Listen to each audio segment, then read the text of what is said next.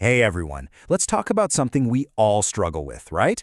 Why is it so incredibly hard to stick to the good habits we know are good for us? Well, today we're going to dig into the surprising reason why, and trust me, it's not what you think. I mean, think about it. Going to the gym can feel like you're trying to push a giant boulder up a hill. But picking up your phone and scrolling for an hour, that happens without a single thought. It's completely effortless. So what's really going on here? Well, here's the good news. If you've been beating yourself up about this, you can stop. You're not lazy and you don't lack discipline. The real reason this happens has almost nothing to do with your willpower. It's all about how your brain is wired. And this is the core of the problem, isn't it? It's this constant battle where we set these great goals, but our actions just don't seem to line up. Good habits feel like a huge chore, while the bad ones just happen. It's a super frustrating cycle, but understanding why it happens is the absolute first step to finally breaking it. So what is the cause? What's the secret? It's actually a really simple but incredibly powerful principle that is running the show behind the scenes. Your brain is obsessed with one thing and one thing only, making everything as easy as possible. Now, this isn't some modern-day glitch in our programming. It's an ancient feature.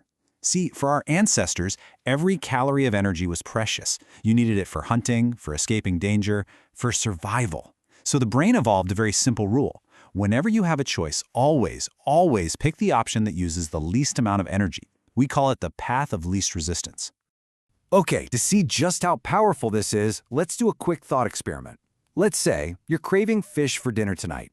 You've got a few different ways you can make that happen. All right, be honest with yourself. Which one are you gonna choose? Option 1 is a ton of work, right? Sailing, fishing, cleaning it. Ugh. And as you go down the list, each step gets a little bit easier until you get to option 5, just tapping a few buttons on your phone. Let's be real, 99% of us, our brain instantly screams, pick number 5. That's the path of least resistance in action. This quote right here, it perfectly sums up your brain's operating system for habits. Your brain isn't just being lazy, it's being incredibly efficient. It wants to automate everything into the simplest possible sequence. Why? Because fewer steps means less energy burned, and your brain absolutely loves that. This is the key to everything. So, if our brains are programmed to love easy, how do we use that to our advantage? Simple. We have to stop fighting our brain's nature and start working with it. And the first hack is just that. Make the good habits you want to build ridiculously easy. Let's go back to our gym example. The hard way involves like a dozen little decisions and steps. And each one of those steps is a chance for your brain to say, you know what, this is too much work. Let's just stay in bed. But the easy way? You prepare everything the night before. You've cut the habit down to its bare minimum. You wake up, get dressed, and go. You made it easy. And you can apply this to literally anything. Want to eat healthier? Don't wait until you're starving to figure it out. Cut up all your fruits and veggies on Sunday. Put the healthy stuff right at the front of the fridge where you can see it. The whole goal is to remove every single bit of friction between you and that good habit. Now, for the other side of this coin, if making good habits easy is how you start them, well, making bad habits hard is how you stop them. We're going to do the exact opposite. We're going to add friction. Think about your phone for a second. Why is it so addictive? Because it's frictionless. It's always right there, it's always on, and it's always just one tap away from that little dopamine hit your brain loves. And the result? Some studies show that many of us are spending up to 8 hours a day on our phones. That's a full-time job. That's not a failure of willpower, it's a massive success of easy design. So, to break a bad habit, you have to reverse engineer that convenience. You need to intentionally put obstacles in your own way. You gotta make the bad habit a little bit of a hassle to do.